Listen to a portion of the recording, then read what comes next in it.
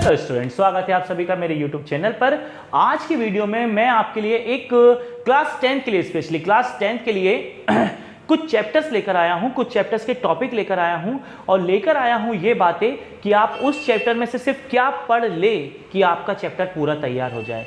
क्या होता है कि कई स्टूडेंट तो भैया बहुत इंटेलिजेंट है, होशियार है, उनका दिमाग शार्प चलता है, वो तो सब पढ़ते सब स्टडी करते, लेकिन कई स्टूडेंट ऐसे भी होते हैं जो इतना सारा पढ़ नहीं पाते। वैसे उनके लिए मैथ्स डिफिकल्ट होती है और मैथ्स डिफिकल्ट होने के बाद उन्हें ये समझ नहीं आता कि यार इस चैप्टर में ऐसा क्या पढ़ ले कि हम अपने एग्जाम के लिए स्कोर कर पाए। वैसे तो एक बात है, अगर आप गणित पढ़ते हैं, आप मैथ्स पढ़ते हैं तो आपको सब कुछ पढ़ना चाहिए, क्योंकि जितने बेसिक आपके कॉन्सेप्ट क्लियर रहेंगे उतना आपको आगे सक्सेस मिलेगी। लेकिन मैं जानता हूँ कई स्टूडेंट मैथ्स के लिए, जिनके लिए मतलब कई स्टूडेंट ऐसे होते हैं जिनके लिए मैथ्स बहुत हार्ड होती है, मैथ्स का टॉपिक उनके लिए समझ पाना बहुत मुश्किल होता है। तो जैसे तैसे 10 को बस मैथ्स से निकालना चाहते हैं, 11 के बाद वो मैथ्स को वैसे ही ड्रॉप कर देना चाहते हैं। तो उन्हीं स्टूडेंट के लिए आज का मैं वीडियो लेकर आया हूँ, कुछ चैप्टर्स आपके लिए लेकर आया हूँ। कुछ चैप्टर्स के टॉपिक में बड़े मजेदार है, जहाँ बहुत सारी चीज़ें हैं, लेकिन अगर आप एक आध टॉपिक तैयार करते हैं तो आपका चैप्टर पूरा तैयार हो जाएगा। तो वीडियो को एंड तक पूरा देखते रहेगा। और इसी तरह एक इंपॉर्टेंट इन्फॉर्मेशन, मेरे नेक्स्ट वीडियो से R S. Agrawal NCERT class 10 class 9 जितने भी स्टूडेंट हैं सभी के लिए अब NCERT आर.एस. अग्रवाल या जो भी बेसिक टॉपिक आपके हैं उसके वीडियोस आने वाले हैं। तो मेरे चैनल से जल्द जुड़ें ताकि आपके और कुछ डाउट्स रहे तो वो बिल्कुल क्लियर होंगे। तो अब अपने वीडियो को शुरू करते हैं। सबसे पहले मैं बात करूँगा चैप्टर 3 की। सबसे पहले हम बात करेंगे चैप्टर 3 की। तो चैप्टर 3 जो है वो 2 वेरिएबल इक्वेशन है, यानी कि दो चरीय समीकरण है। 2 वेरिएबल इक्वेशन मतलब जिसमें x और y दोनों आ जाते हैं, या तो u और v आ जाते हैं, कुछ भी आए, 2 वेरिएबल आए। तो इस पूरे चैप्टर की टोटल 4 मेथड है। पहली मेथड का नाम है ग्राफ, थोड़ी राइटिंग खराब है। दूसरी मेथड का नाम है एलिमिनेशन मेथड, हिंदी में जिसे बोलते हैं विलोपन विधि। तीसरी मेथड का नाम है क्रॉस मल्टीप्लिकेशन मेथड। क्रॉस नाम सुनिएगा, हिंदी में बोलेंगे ब्रज गुणनखंड विधि, नाम सुनिएगा ब्रज गुणन। और चौथा मैं ऊपर लिख देता हूं ताकि अच्छे से हाईलाइट हो जाए। चौथे का नाम है सब्स्टिट्यूशन मेथड, यानी कि प्रतिस्थापन विधि। तो आप सुनिएगा मैं जो बोल रहा हूं। तो चैप्टर 3 में टोटल 4 मेथड है, जिससे आप 2 लीनियर इक्वेशन, मतलब आपको इस प्रकार की इक्वेशंस मिलती है, ऐसी 2 इक्वेशन आपको मिलती है और इन्हें सॉल्व करना रहता है। तो इस प्रकार की 2 वेरिएबल वाली इक्वेशन, यानी 2 चरीय समीकरणों को हल करने की ये 4 मेथड है: ग्राफ, एलिमिनेशन, क्रॉस मल्टीप्लिकेशन और सब्स्टिट्यूशन। हिंदी में बोलें तो ग्राफ, विलोपन विधि, ब्रज गुणनखंड विधि और प्रतिस्थापन विधि। तो अब आप ध्यान से सुनिए। सबसे पहली बात, ग्राफ को मैं हटा देता हूं क्योंकि ग्राफ एक अलग टॉपिक है। अब आती है ये 3 मेथड। हिंदी मीडियम के स्टूडेंट स्पेशली ध्यान दें, बहुत कंफ्यूज होते हैं। विलोपन विधि, ब्रज गुणनखंड विधि और प्रतिस्थापन विधि। अगर आप चैप्टर 3 में बहुत सारे सवाल देख रहे हैं और आपके नहीं पल्ले पड़ रहा कि भैया करना कैसे है, कैसे ये होगा, कैसे इसको करेंगे, तो मैं बोल रहा हूं आप सिर्फ सारी मेथड को भूल जाइए, सारी मेथड, और एक इंपॉर्टेंट मेथड जिसको इंग्लिश में बोलते हैं एलिमिनेशन मेथड, हिंदी में बोलते हैं विलोपन विधि,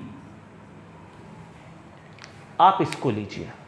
आप पूरे चैप्टर 3 में सिर्फ एक ये मेथड सीख लीजिए, जिसका नाम है एलिमिनेशन विलोपन विधि। एंड आई एम 100% श्योर, और मैं पूरी तरह से संतुष्ट हूं इस बात को सोचकर और लेकर, कि जब आप लोग इस चीज से संतुष्ट होंगे कि जब आप विलोपन विधि सीख जाएंगे, इसको आपको सीखने के लिए ना किसी के सूत्र को याद करना है, ना कोई कंडीशन करनी है, बस आपको इसमें सिंपली इसका जो हल होता है ना, बहुत सरल होता है। अगर आप तक आपने किया होगा तो आपने देखा होगा, अगर आपने नहीं किया है तो आप देखेंगे। और अगर आपको इसको देखना भी तो मेरे चैनल पर आपको मैं विलोपन विधि का लिंक दूंगा, एलिमिनेशन मेथड का, आप जाके वो वीडियो देखिएगा, आपको बहुत ईजिली आ जाएगा। मैं आपको उसका लिंक अपने डिस्क्रिप्शन में डाल दूंगा, जरूर देखिएगा। तो चैप्टर 3 में सिर्फ आप एकमात्र मेथड एलिमिनेशन मेथड तैयार कर ले, विलोपन विधि, और आप उस विलोपन विधि के थ्रू पूरे 3rd चैप्टर को पढ़ सकते हैं। और ये सबसे अच्छी मेथड है, ना कोई फॉर्मूला याद करना है, ना कुछ करना है। आप अगर आपको ये आती है तो अच्छी बात है, नहीं तो आपको लिंक में जाकर इस वीडियो को जरूर देखिएगा, आपको अपने आप ही समझ में आ जाएगी। तो पूरा चैप्टर 3 सिर्फ आपकी एक मेथड से क्लियर हो सकता है, जिसका नाम है एलिमिनेशन मेथड, यानी कि विलोपन विधि। तो चैप्टर थर्ड में आप ये एक मेथड से अपने सारे डाउट्स को क्लियर कर सकते हो और ये बहुत इजी लगेगी आपको बाकी मेथड्स के अपेक्षा, बाकी विधियों की अपेक्षा ये विधि सबसे आसान है। अब हम आते हैं दूसरे स्तर। दूसरा चैप्टर है 4, क्वाड्रेटिक पॉलिनोमियल, द्विघात समीकरण वाला सूत्र है ये। इसमें भी 2 फॉर्मूले होते हैं। पहले का नाम होता है क्वाड्रेटिक फॉर्मूला, फर्स्ट का नाम है क्वाड्रेटिक फॉर्मूला, हिंदी में बोलते हैं द्विघात सूत्र, और दूसरे का नाम है फैक्टराइजेशन मेथड यानी कि गुणनखंड विधि। लिखने से ज़्यादा सुनने पे ध्यान दीजिएगा। अगर आप मुझसे पूछे कि और मैं आपके माइंड को एक बहुत अच्छे तरीके से अगर समझ पाऊँ और पढ़ पाऊँ और जानता हूँ तो आपको इसमें सबसे आसान लगेगा क्वाड्रेटिक फॉर्मूला, द्विघात सूत्र।